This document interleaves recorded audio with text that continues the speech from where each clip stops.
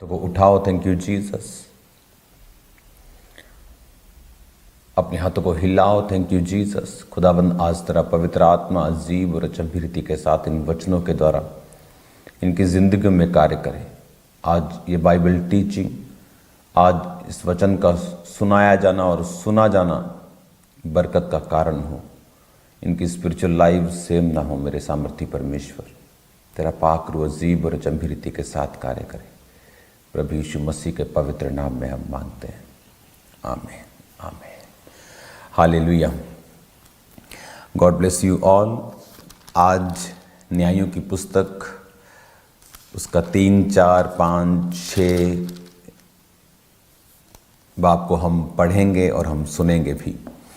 ये बात हमें समझ होनी चाहिए कि परमेश्वर ने इस पुराने नियम को हमें क्यों दिया है, या वो चीज़ें जो परमेश्वर के जीसस क्राइस्ट के जन्म लेने से पहले थी उन्हें क्यों लिखा गया है।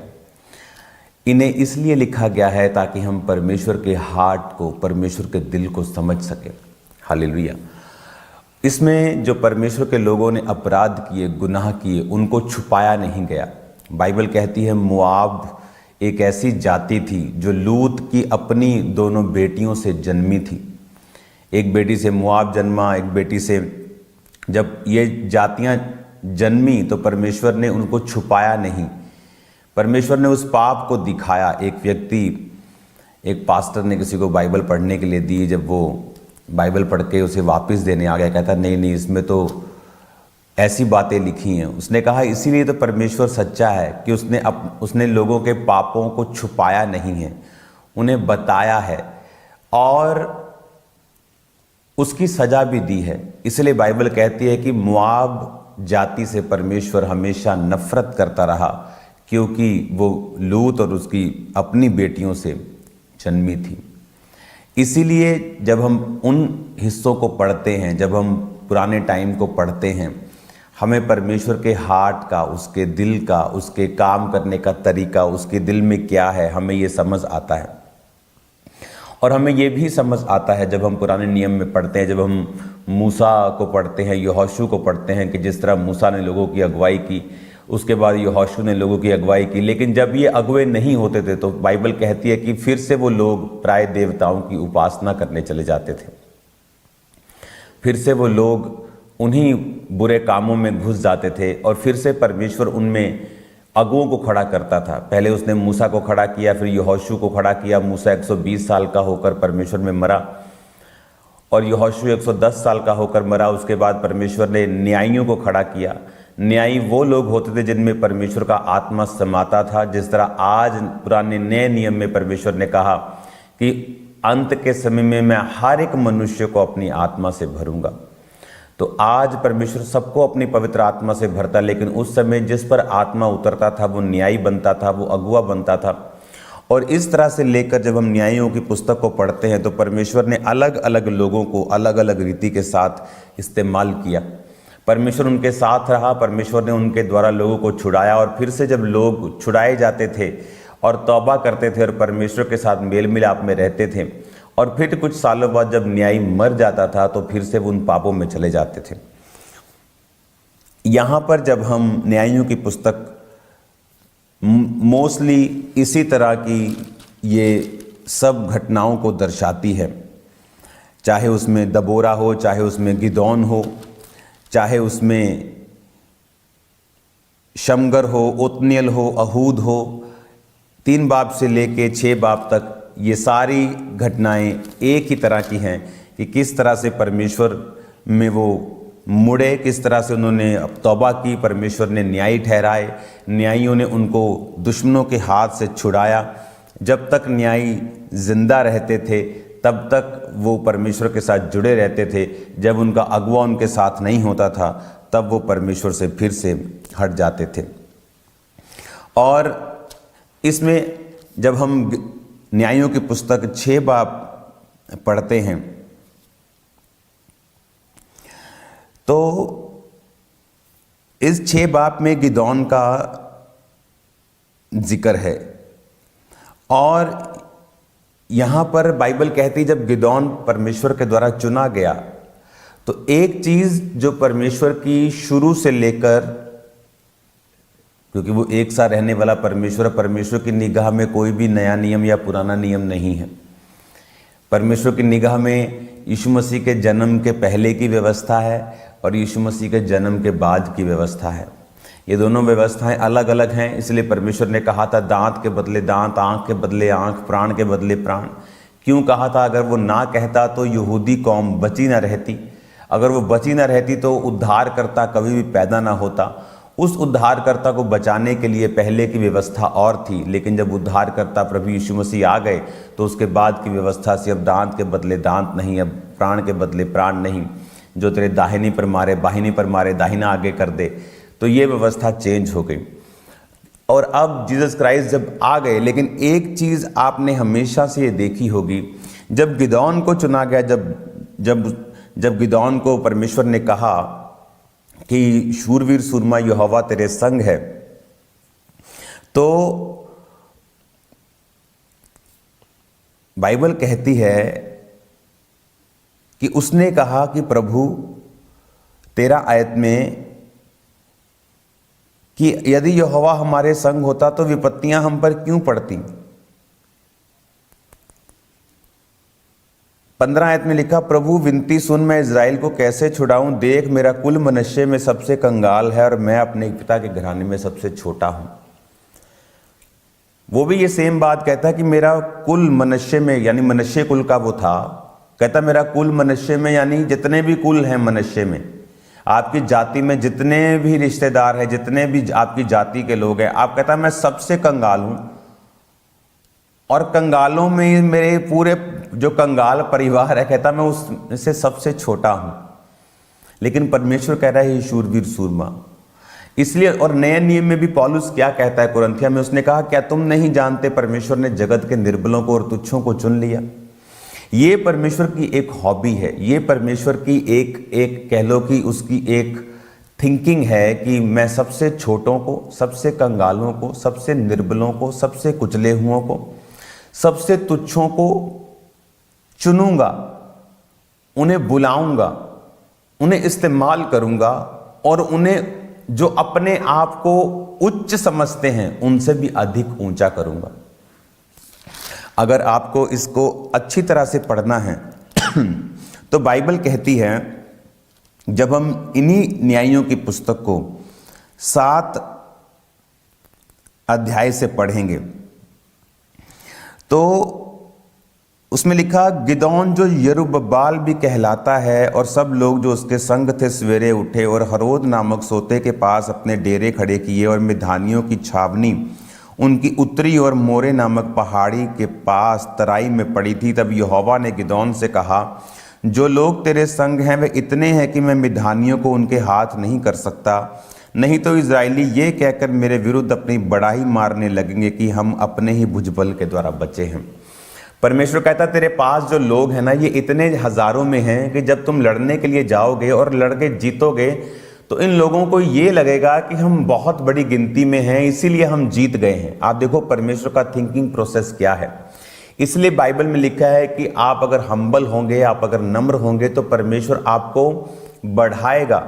इसीलिए मैं लोगों को ये बोलता हूं कि इस संडे जितने मिरेकल हुए, जितनी हीलिंग्स हुई, जितनी डिलीवरेंस हुई, अगले संडे के लिए हमें एक फिर से नई ग्रेस की ज़रूरत है, फिर से हम्बल होने की ज़रूरत है, क्योंकि हम जानते हैं कि ये काम हम नहीं कर रहे, ये काम परमेश्वर का आत्मा कर रहा है। जब लोगों को ये समझ नहीं आती और वो उसी संडे की सेलिब्रेशन में लगे रहते हैं और अगले संडे क्या देखते हैं कि परमेश्वर का आत्मा उनके साथ नहीं है, क्योंकि परमेश्वर ये बताता है कि मैं तेरे ही बल से, तेरी ही शक्ति से ये काम नहीं कर रहा हूँ। अगर मैं ये बोल सकता कि मैं कंप्यूटर इंजीनियर था, मैं बड़ा चालाक था, परमेश्वर ने मुझे चुन लिया और इसीलिए जब मैं बाइबल पढ़ता हूँ मुझे परमेश्वर अलग अलग भेद देता है, इसलिए मैं बाइबल के वचन को अच्छी तरह सुना पा रहा हूँ, ऐसा नहीं था। उससे पहले परमेश्वर ने मुझे मेंटली अपसेट के अटैक्स से गुजारा, इतना लो कर दिया कि मुझे मालूम था कि मैं 0 करके उसके बाद परमेश्वर ने अपनी बाइबल मुझे दी, ताकि जब मैं वचन को सुनाऊं तब मुझे ये मालूम हो कि इसमें मेरा कोई लेना देना नहीं है, इसमें मेरी कोई ताकत कुव्वत, मेरी बुद्धि बल शक्ति नहीं है, बिकॉज टोटल जीरो माइनस होने के बाद परमेश्वर ने एक ग्रेस मुझे दी। और इसी ताकि जब मैं ये वचन को सुनाऊं, तब जब मैं प्रीच करूं तो मुझे मालूम हो कि ये मेरी बुद्धि और शक्ति से नहीं बल्कि ग्रेस से हो रहा है।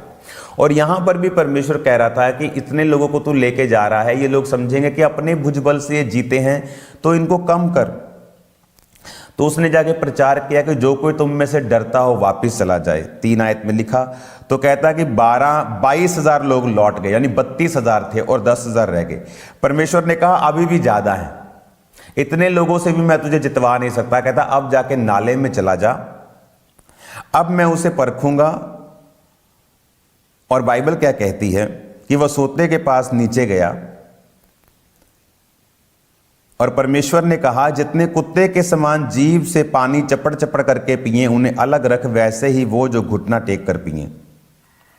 तो उसने 10,000 लोगों को कहा कि सोते के पास जाओ और पानी पियो। और कईयों ने पानी पिया पूरा, जैसे तसल्ली के साथ नहीं खाते लोग पीते, तसल्ली के साथ पूरा घुटने टेक कर, पूरा मुंह डालकर अच्छी तरह से पानी पिया। और 300 लोगों ने कुत्ते के समान चपड़ चपड़, यानी अब लोग इसकी गलत व्याख्या बहुत करते हैं इस वचन की।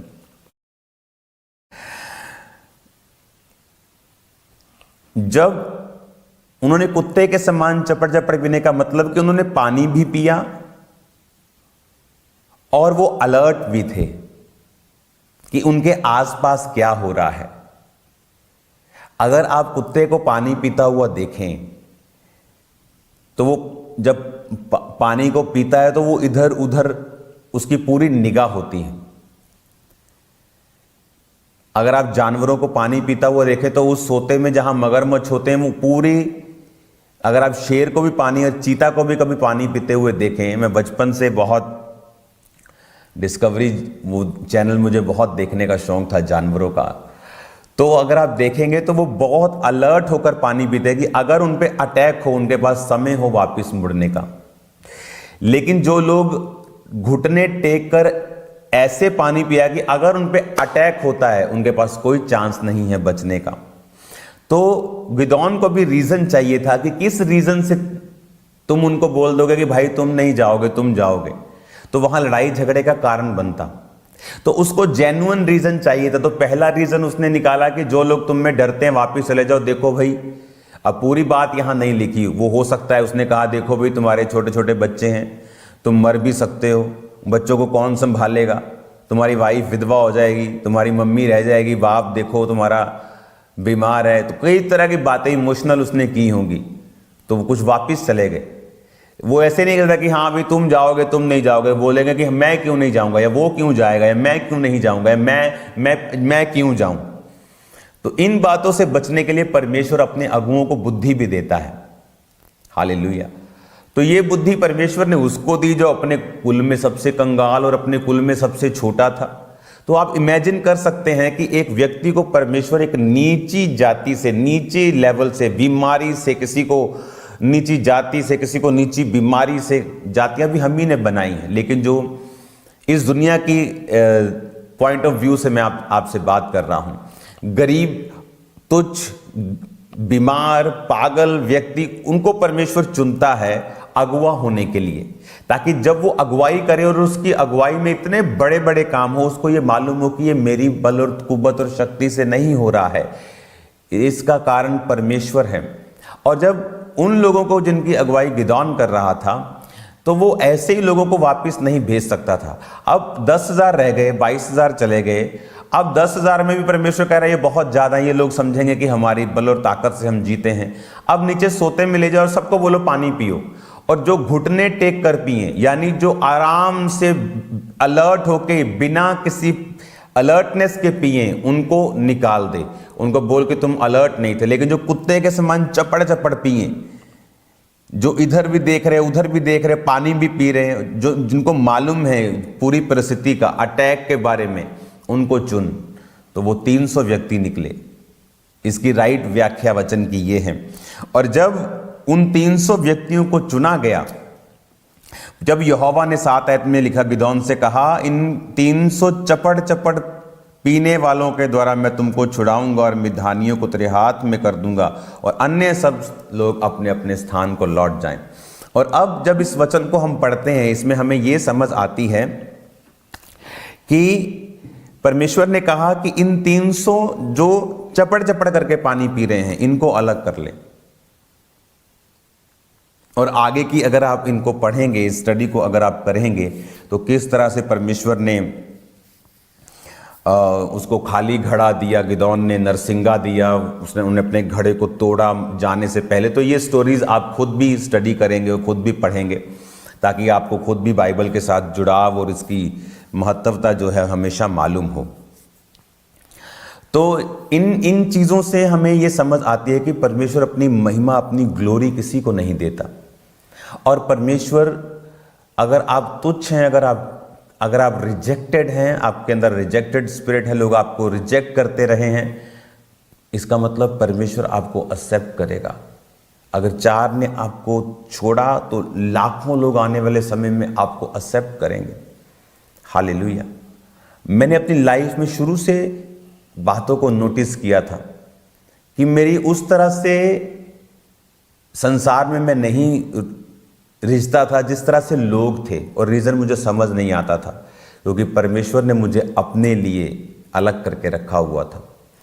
तो आपको फिर जब आप परमेश्वर में आएंगे, आपको परमेश्वर में आने का मकसद और आपको अपनी लाइफ की इवेंट्स का मकसद फिर समझ आएगा, और कोई सवाल आपकी लाइफ में फिर नहीं होगा। God bless you all. इस वचन को मैं कंटिन्यू जारी रखूंगा, और मेरा बिलीव है कि आप लोग इस वचन से, इस टीचिंग से बरकत पा रहे होंगे और स्पिरिचुअल ग्रोथ को ले रहे होंगे। God bless you all.